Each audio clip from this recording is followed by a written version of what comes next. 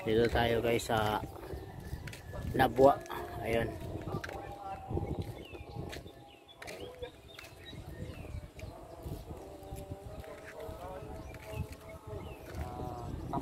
Tawag nila. Tambo ba yan? Tambon? Tawag nila. May tawag sila dyan. Yung pala isda. Oo. Nakakuan lang yung kuan nila. Kaya pag malakas ang ulan o baba, kailangan harvestin nila dahil iaanod lang. Kuhanin na nila yan. Ayan. Maraming tilapia rito. Dito, paikot kang ganun. Oo. Ayan o.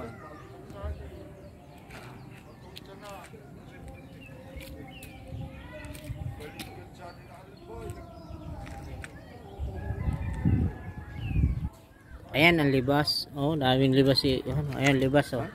Libas yan eh. Oo. Ayan pang-asim. Libas. Marami yung pag nasa Bicol ka talaga maraming tanim. Ayan. Ayan.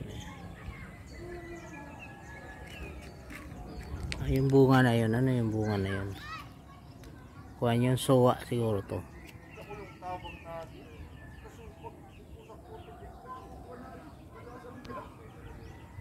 Ayan.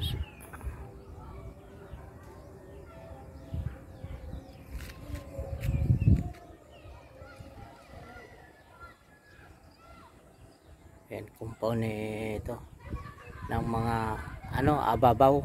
Ababaw yan. Yes, pare. Nagbakasyon dito sa Nabwa ng 4 days. Ayun o. Ito yung project daw ito ni Lenny Robredo. Ayun o. Yung Tawag dyan yung Lamisa Dam. Ano ba yan? Hindi yung pang-control sa kawan. Pag may baha. Ba naman. Dito tayo. Pakita natin yung ganda ng ating kapaligiran. Tapos gagawin pa lang ano to, river drain. Ah, ito? Ano, Parang sa Las Piñas. oo, 3 meters yan. Di matatamaan pala yan.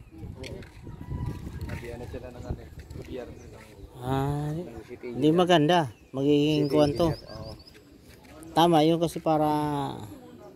Ito na tatamaan eh. Yan o, yung kanto ng bahay niya. Yan, tatamaan. Yun. Pwede kasing pasyalan to. Yung daanan ng mga nagbabike, yung pwede dito. Oo, yun. Pag ginawang river drive.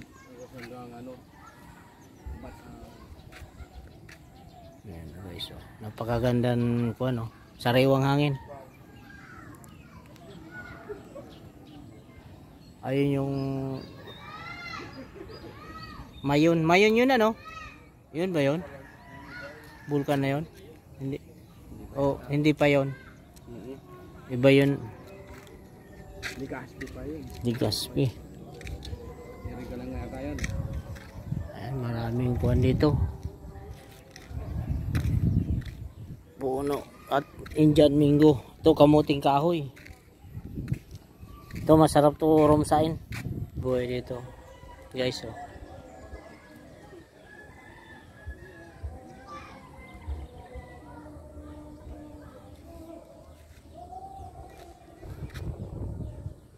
Ayan, maraming paninim. Tanglad at kamuting kahoy.